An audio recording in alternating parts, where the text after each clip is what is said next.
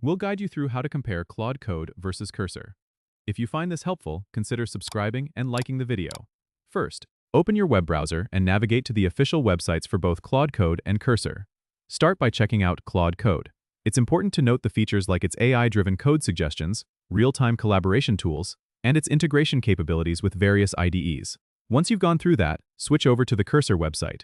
Here, focus on its user-friendly interface and how it handles code auto-completion, its unique debugging tools, and its support for multiple programming languages. Now that you've explored both, consider what features are most important for your needs.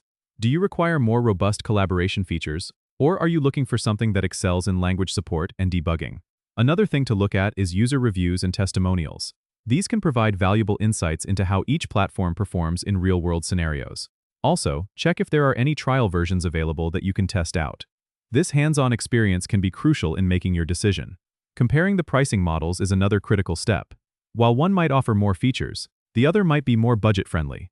Lastly, consider the community and support each platform has. A strong community can enhance your experience with additional resources and shared knowledge.